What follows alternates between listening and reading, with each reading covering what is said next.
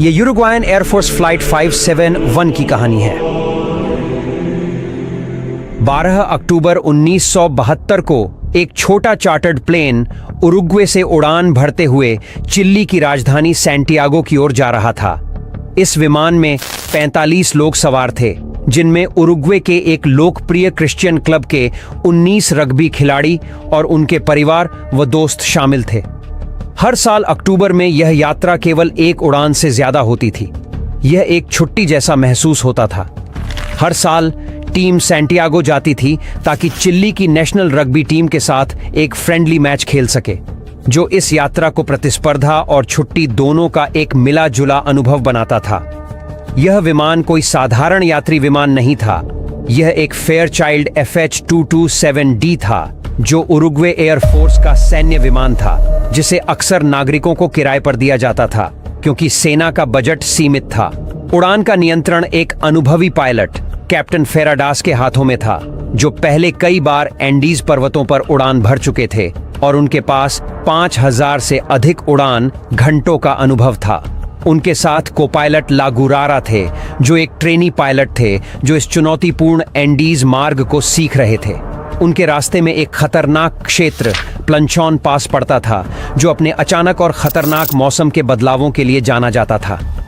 शुरुआत में उड़ान एकदम सामान्य थी और सभी यात्री काफी रिलैक्स महसूस कर रहे थे, लेकिन जैसे ही विमान एंडीज के करीब पहुंचा, मौसम खराब होने लगा, जिसके कारण उन्हें अर्जेंटीना के मेंडोसा शहर में रात के लिए रुकना पड़ा। यात्रियों ने इसे एक मजेदार अनुभव माना और कई लोगों ने देरी के दौरान वाइन भी खरीदी। अगले दिन 13 अक्टूबर को आसमान साफ था और विमान ने फिर से दोपहर के करीब 2:18 पर उड़ान भरी। सभी यात्री चिली पहुंचने के लिए उत्साहित थे। शुरुआती घंटों में सब कुछ सामान्य था और माहौल खुशनुमा था, लेकिन वे सीधे एंडीज की ओर बढ़ रहे थे, जो दुनिया की सबसे खतरनाक पर्वतमालाओं में से एक मानी जाती है। उन्हें यह नहीं पता था कि उनकी यात्रा अब एक भयानक और अप्रत्याशित मोड़ लेने वाली थी। जैसे ही विमान एंडीज पर्वतमालाओं के ऊंचाई वाले क्षेत्रों में पहुंचा, पायलट सावधान हो गए। उन्हें पता था कि इन पर्वतों की चोटियों की ऊंचाइयां इतनी ऊंची थीं कि विमान की अधिकतम ऊंचाई, जो 22,500 फीट थी, से भी ऊंची थी। कुछ चोटियों की ऊंचाई तो 22,800 फीट तक थी, जो इस उड़ान को और भी जोखिम भरा बना रहा था। दोपहर के 3:21 पर विमान को एक तंग मार्ग प्लंचॉन पास से गुजरना था, जिसमें काफी सतर्कता की जरूरत थी। ट्रेनी को पायलट लेगुरारा को इस चुनौतीपूर्ण क्षेत्र में उड़ान अभ्यास के लिए नियंत्रण सौंपा गया। उन्होंने सोचा कि वे सैंटियागो के करीब पहुंच गए हैं और दोपहर 3:24 पर सैंटियागो के एयर ट्रैफिक कंट्रोल से संपर्क किया। लेगुरारा ने बताया कि वे क्यूरिको के पास हैं और अनुमान लगाया कि वे सैंटियागो 8 मिनट में पहुंच सकते हैं। इसके बाद उन्होंने विमान को 10,000 फीट तक नीचे लाने की अनुमति मांगी, लेकिन यहां पर को-पायलट ने एक गंभीर गलती कर दी। विमान अभी भी पहाड़ों में था और क्यूरिको से काफी दूर था। जैसे ही उन्होंने नीचे उतरना शुरू किया, विमान घने बादलों और तेज हवाओं में फंस गया, जिससे दृश्यता बहुत कम हो गई और विमान बुरी तरह हिलने लगा। यात्री, जिनमें रग्बी खिलाड़ी भी थे, इस झटके को मजाक में ले रहे थे और हंसी मजाक करके तनाव कम करने की कोशिश कर रहे थे। कुछ लोग खिड़कियों से बाहर झांकने लगे, लेकिन उन्हें केवल बादल ही दिखाई दे रहे थे। अचानक कॉकपिट में अलार्म बजने लगे। पायलटों ने भय के साथ महसूस किया कि वे एक पहाड़ के बहुत करीब थे, जो बादलों में छुपा हुआ था। उन्होंने विमान को ऊपर उठाने की पूरी कोशिश की, लेकिन अब बहुत देर हो चुकी थी। विमान का पिछला हिस्सा एक पहाड़ से टकराया और तुरंत उसका टेल टूटकर अलग हो गया। कुछ यात्री, जो अपनी सीटों में बंधे हुए थे, विमान से बाहर गिर गए और ठंडी पहाड़ियों में खो गए। फिर एक और पहाड़ से टकराकर विमान का बायां पंख भी अलग हो गया। अब बिना पंखों और टेल के विमान का मुख्य हिस्सा एक बर्फीले ग्लेशियर पर तेजी से फिसलने लगा, लगभग 350 किलोमीटर प्रति घंटे की रफ्तार से। कई बार टकराते हुए अंत में यह एक ढलान पर आकर रुका, जिसके बाद विमान के कुछ हिस्से चारों ओर बिखर गए। चमत्कारिक रूप से विमान में सवार 45 लोगों में से 33 जीवित बच गए।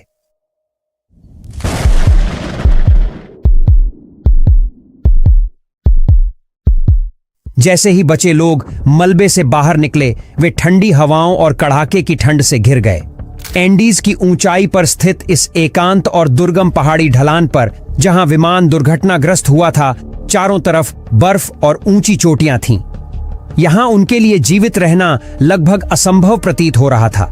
उनके पास केवल वही कपड़े थे जो वे पहले से पहन रखे थे, जो हल्के गर्म मौसम के लिए उपयुक्त थे। दुर्घटना के बाद के शुरुआती क्षण बहुत ही उथल-पुथल से भरे थे। कुछ जीवित लोग गंभीर रूप से घायल थे, कुछ सदमे में थे, कुछ मदद के लिए चिल्ला रहे थे, जबकि अन्य अपने परिवार या दोस्तों की तलाश मलबे में कर रहे थे। बचे हुए लोगों में 2 मेडिकल स्टूडेंट्स, रॉबर्टो कैनेसा और गुस्तावो जर्बिनो थे, जिन्होंने तुरंत घायलों की सहायता शुरू की। उनके पास कोई मेडिकल सामान नहीं था, लेकिन जो कुछ भी उनके पास था उसका उपयोग उन्होंने प्राथमिक चिकित्सा के लिए किया। कपड़े या सामान के टुकड़ों को उन्होंने पट्टियों और टूटी हड्डियों के सहारे के रूप में उपयोग किया। कैनेसा और जर्बिनो मलबे में घूमते हुए प्रत्येक व्यक्ति की चोटों का आकलन करने लगे, ताकि सबसे जरूरतमंद व्यक्ति को पहले मदद मिल सके। उनमें से एक सबसे गंभीर घायल व्यक्ति फर्नांडो पराडो था, जिसके सिर में गंभीर चोट आई थी और वह बेहोश था। कैनेसा और जर्बिनो को डर था कि वह जीवित नहीं बच पाएगा।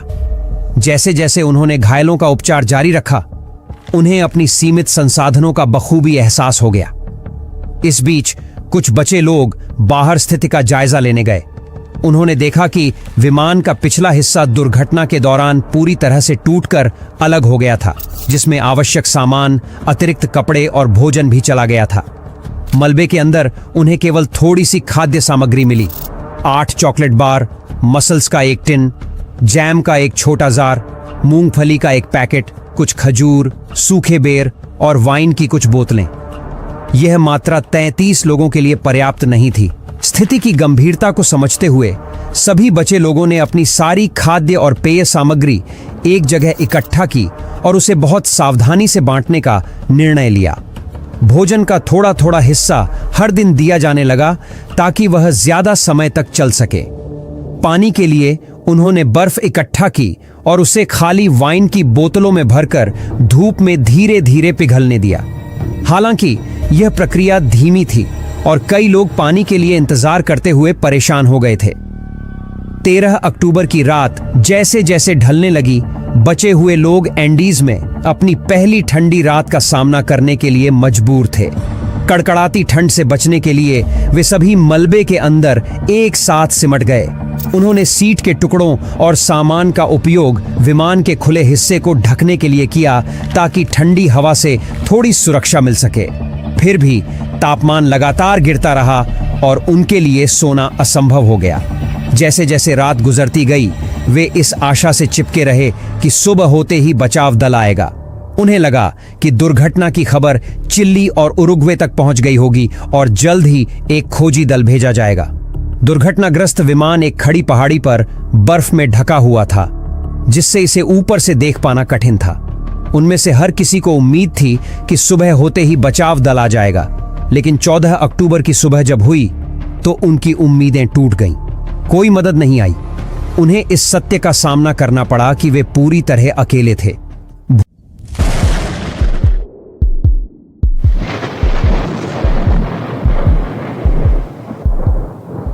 दुर्घटनाग्रस्त विमान एक खड़ी पहाड़ी पर बर्फ में ढका हुआ था, जिससे इसे ऊपर से देख पाना मुश्किल था। साथ ही सूरज की तेज चमक बर्फ पर टकराकर उनकी आंखों में जलन और धुंधलापन पैदा कर रही थी। इस स्थिति को स्नो ब्लाइंडनेस कहा जाता है। उनकी ताकत लगातार घट रही थी, लेकिन कुछ बचे हुए लोगों ने मदद का इशारा करने की कोशिश की। उन्होंने बैगों से लिपस्टिक और नेल पॉलिश इकट्ठा की और प्लेन के ऊपर SOS लिखने की कोशिश की। उम्मीद थी कि अगर कोई विमान ऊपर से गुजरे तो ये चमकीले अक्षर पायलट की नजर में आ जाएं, लेकिन जल्द ही उनका सामान खत्म हो गया और वे इसे पूरा नहीं कर सके। उन्होंने बैग और अन्य सामान को बर्फ पर क्रॉस के आकार में भी सजाया, ताकि ऊपर से इसे आसानी से देखा जा सके। जैसे जैसे रात होती गई, तापमान और भी गिरता गया और उन्हें एक और ठंडी रात का सामना करना पड़ा। उनमें से कई और कमजोर हो चुके थे। दुर्भाग्यवश 5 और यात्रियों ने रात में ही दम तोड़ दिया। उनकी मौत का दुख बाकी बचे लोगों पर भारी पड़ रहा था। अब उनकी संख्या केवल 28 रह गई थी। अक्टूबर 15 की सुबह बचे हुए लोगों ने भारी दिल के साथ फैसला लिया कि उन्हें अब जीवित रहने के लिए कुछ और करना होगा, क्योंकि अभी तक कोई भी रेस्क्यू टीम नहीं पहुंची थी। उन्हें अब महसूस हो गया था कि वे शायद लंबे समय तक फंसे रहेंगे। अगले कुछ दिनों तक उन्होंने छोटे छोटे हिस्सों में खाना शुरू किया। कभी एक छोटा सा चॉकलेट का टुकड़ा खा लेते तो कभी वाइन की एक घूंट पी लेते। यह उन्हें थोड़ा सहारा जरूर देता था, लेकिन भूख की तड़प हमेशा बनी रहती थी। 16 अक्टूबर को, यानी दुर्घटना के 3 दिन बाद, फर्नांडो पराडो कोमा से जाग जाते हैं। उनके सिर में गंभीर चोटें थीं और किसी को उम्मीद नहीं थी कि वह बच पाएंगे। जब वह होश में आते हैं तो उन्हें पता चलता है कि उनकी मां इस हादसे में मारी गई हैं और उनकी बहन गंभीर रूप से घायल है। ये खबर सुनकर वह टूट जाते हैं, लेकिन अपनी बहन को बचाने की उम्मीद में अपना खाना और पानी उसे दे देते हैं। दुर्भाग्यवश 8 दिन बाद उनकी बहन की हालत और बिगड़ जाती है और वह भी दम तोड़ देती है।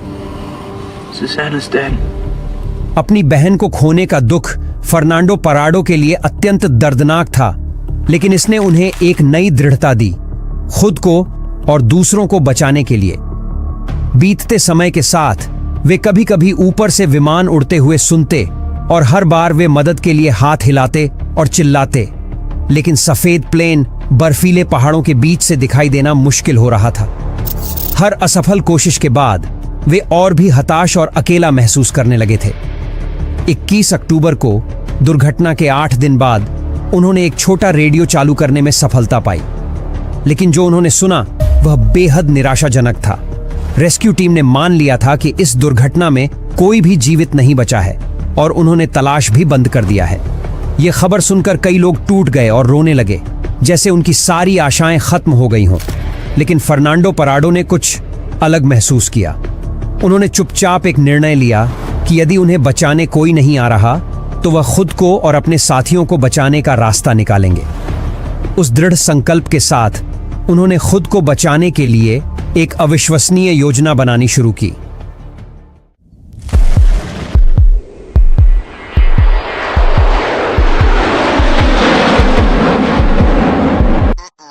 जब उन्होंने सुना कि बचाव टीमों ने उम्मीद छोड़ दी है तो वे दुखी हुए, लेकिन उन्हें अब समझ आ गया था कि वे अब ऐसे ही बैठकर मृत्यु का इंतजार नहीं कर सकते।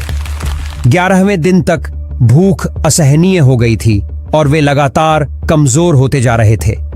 कुछ लोग इतने दुबले हो गए थे कि उन्हें पहचानना मुश्किल हो गया था। उनके पास खाने के लिए कुछ भी नहीं बचा था, न तो कोई जानवर, न कोई पौधा और न कीड़े। उनकी खाने की सारी चीजें खत्म हो चुकी थीं और यहां तक कि सीटों के चमड़े को चबाने से भी उन्हें उल्टी होने लगी थी। इस स्थिति में एक मेडिकल छात्र रॉबर्टो कैनेसा ने एक चौंकाने वाला सुझाव दिया कि जीवित रहने के लिए उन्हें उन लोगों के शवों को खाना होगा जो इस दुर्घटना में पहले ही मारे जा चुके थे। यह एक भयावह विचार था, लेकिन कैनेसा ने समझाया कि शायद यही उनका जीवित रहने का एकमात्र रास्ता हो सकता है।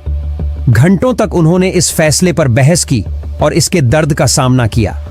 ये वही लोग थे जिनके साथ वे हंसे, खुशियां बांटी और कुछ दिन पहले तक साथ में वक्त गुजारा था। यह विचार दिल तोड़ देने वाला था, लेकिन उन्हें अपनी स्थिति की कड़वी सच्चाई का सामना करना पड़ा। अंततः उन्होंने इस पर सहमति बनाई कि अगर उनमें से कोई भी जीवित नहीं रहता है तो उनके शरीर को दूसरों के जीवन बचाने के लिए इस्तेमाल किया जाएगा। कैनेसा ने सबसे पहले कोशिश की। उन्होंने एक छोटा सा टुकड़ा खाया, यह जानते हुए कि यही उनके जीवित रहने का एकमात्र तरीका है। धीरे धीरे बाकी ने भी उसका अनुसरण किया, भले ही उनके लिए यह भावनात्मक रूप से बहुत पीड़ादायक था। एक रात जब वे ठंड से बचने के लिए विमान के अवशेषों में इकट्ठे हुए थे, तभी उन्हें एक गहरी गड़गड़ाहट की आवाज सुनाई दी। अचानक बर्फ का एक विशाल हिमस्खलन विमान के मलबे पर आ गिरा, जिससे वे बर्फ के नीचे दब गए। अंधेरे में फंसे और चारों ओर बर्फ से घिरे, वे सांस लेने के लिए संघर्ष कर रहे थे और डर से कांप रहे थे। 2 लंबे दिनों तक उन्होंने बर्फ में खुदाई की, बाहर निकलने के लिए अपनी पूरी ताकत झोंक दी। यह थकाऊ था, न तो हवा थी और न ही रोशनी, लेकिन उन्होंने हार नहीं मानी। अंततः वे एक छोटा सा सुरंग बनाकर बाहर निकलने में सफल हुए। दुख की बात है कि हिमस्खलन ने उनके 8 और साथियों की जान ले ली। अब केवल 19 लोग बचे थे। हालांकि फर्नांडो पराडो ने हार नहीं मानी। हर दिन पराडो पहाड़ों का अध्ययन करते हुए बचने का रास्ता ढूंढने के बारे में सोचते रहे। उन्हें एहसास हुआ कि वहां रुके रहने का मतलब और भी जानों का नुकसान होगा। अंदर ही अंदर उन्होंने एक मजबूत संकल्प महसूस किया कि अगर उनके पास कोई भी मौका बचने का है तो वह उसे हासिल करने के लिए सब कुछ जोखिम में डालने के लिए तैयार है। उनके इस संकल्प ने दूसरों को प्रेरित किया और उनके साहस ने उन्हें एक उम्मीद दी। वे नहीं जानते थे कि वे बच पाएंगे या नहीं, लेकिन उन्होंने एकजुट होकर अंतिम समय तक लड़ने का निश्चय कर लिया।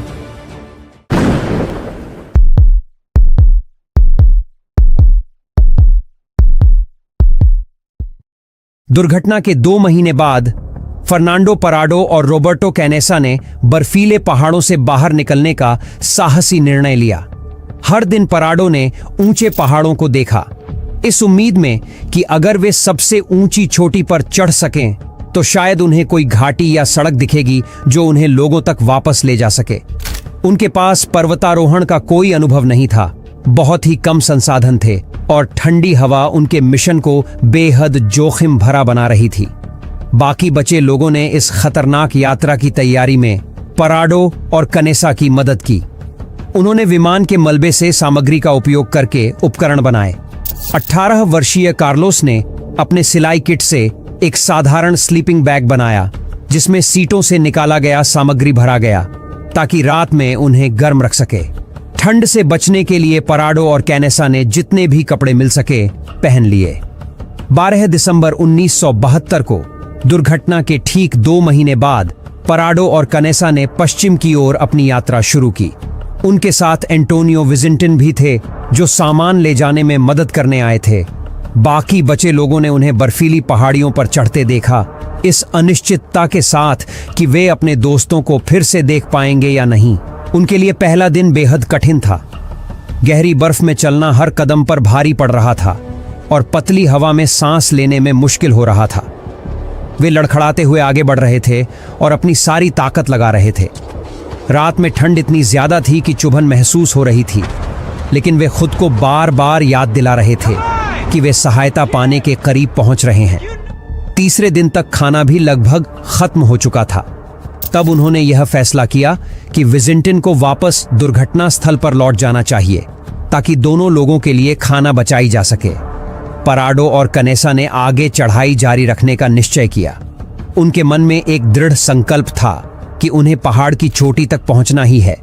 20 दिसंबर को 1 हफ्ते से भी अधिक समय तक चढ़ाई करने के बाद वे आखिरकार एक ऊंची चोटी पर पहुंचे। उनके शरीर बेहद कमजोर हो चुके थे और खाने का सामान खत्म हो गया था, लेकिन नीचे घाटी की ओर देखने पर उन्हें एक अद्भुत नजारा दिखाई दिया। वह हरी भरी घाटी और बहती नदियों का दृश्य था जिसने उनमें नई उम्मीद भर दी। उन्हें यकीन हो गया कि घाटी के नीचे लोग हो सकते हैं जो उनके दोस्तों को बचाने में मदद कर सकते हैं।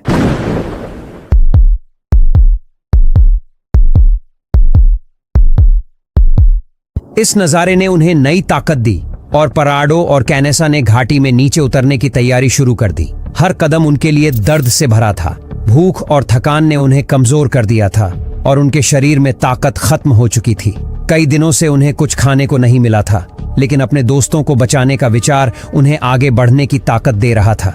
20 दिसंबर की शाम तक वे घाटी में नीचे उतर गए। अचानक उन्होंने एक मैदान में गायों का झुंड देखा। यह दृश्य उनके लिए उम्मीद की नई किरण लेकर आया, क्योंकि यह संकेत था कि वहां इंसान जरूर होंगे। 21 दिसंबर की सुबह जब वे नदी के किनारे चल रहे थे तो उन्होंने देखा कि एक आदमी घोड़े पर सवार होकर दूसरी ओर से आ रहा है। वे उत्साह में चिल्लाने लगे और हाथ हिलाकर उसका ध्यान आकर्षित करने की कोशिश की। वह आदमी, जो एक चरवाहा था जिसका नाम सर्जियो कैटालन था, उन्हें देख तो पाया, लेकिन नदी के तेज शोर के कारण उनकी आवाज नहीं सुन सका। उसने इशारे से समझाया कि वह अगले दिन लौटेगा। अगले दिन सुबह सर्जियो कैटालन अपना वादा निभाते हुए लौटा। उसने अपने साथ एक पेन और कागज लाया और कागज को एक पत्थर से बांधकर नदी के उस पार फेंक दिया। पराडो और कनेसा ने जल्दी से उस पर एक संदेश लिखा, जिसमें अपनी स्थिति बताते हुए लिखा, मैं उस विमान से आया हूं जो पहाड़ों में दुर्घटनाग्रस्त हुआ था। हमारे साथ 14 लोग और जीवित हैं। हमें तत्काल मदद चाहिए। उन्होंने वह पत्थर वापस चरवाहे की ओर फेंक दिया, जिसने संदेश को पढ़ा और तुरंत स्थिति की गंभीरता को समझा। वह मदद का आश्वासन देकर नजदीकी कस्बे की ओर भागा ताकि अधिकारियों को सूचित कर सके। यह खबर तेजी से फैल गई और उरुग्वे और चिली में बचे लोगों के परिवारों को यह पता चला कि फ्लाइट 571 के कुछ यात्री अब भी जीवित हैं।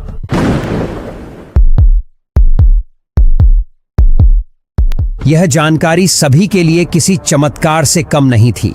22 दिसंबर की सुबह 2 हेलीकॉप्टर बचाव दल और चिकित्सा सामग्री लेकर उड़ान भरने के लिए तैयार थे। पराडो ने जोर देकर कहा कि वह बचाव दल के साथ दुर्घटना स्थल पर जाएगा ताकि वह उन्हें वहां का रास्ता दिखा सके। जब हेलीकॉप्टर मलबे के पास पहुंचा तो बचे हुए लोगों ने ऊपर देखा और उन्हें विश्वास नहीं हुआ कि आखिरकार मदद आ गई है।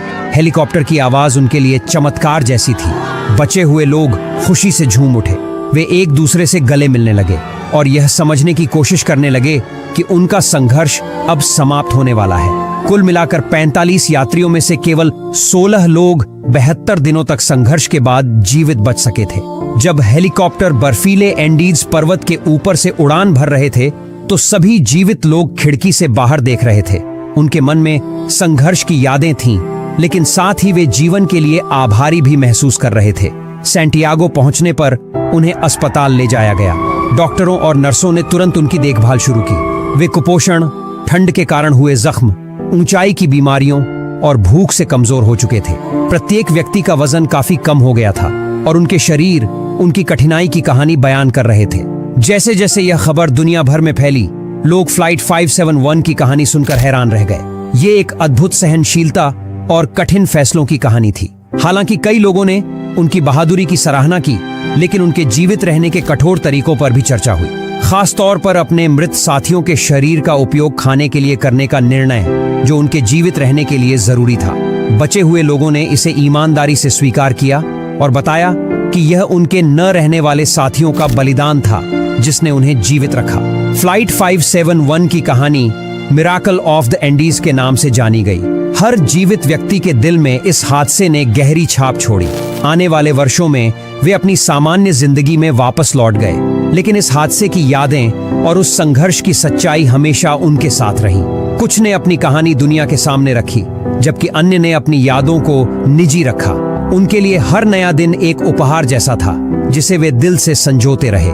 फर्नांडो पराडो और रॉबर्टो कनेसा, जिन्होंने मदद पाने के लिए असंभव लगने वाले कदम उठाए, साहस और अडिग संकल्प के प्रतीक बन गए। उन्होंने अपने अनुभव साझा किए ताकि उन लोगों को सम्मान दिया जा सके जिन्होंने अपनी जान गंवाई। फ्लाइट 571 की यह कहानी सिर्फ एक त्रासदी नहीं थी, यह दोस्ती की ताकत और मानव इच्छा शक्ति की ऐसी मिसाल थी जो हर बाधा को पार कर सकती है। यह एक यादगार गाथा है जो बताती है कि कठिन से कठिन समय में भी इंसान जिंदा रहने के लिए हर मुमकिन कोशिश कर सकता है।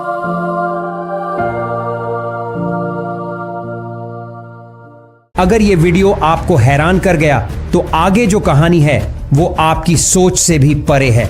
देखिए अगले वीडियो में। धन्यवाद।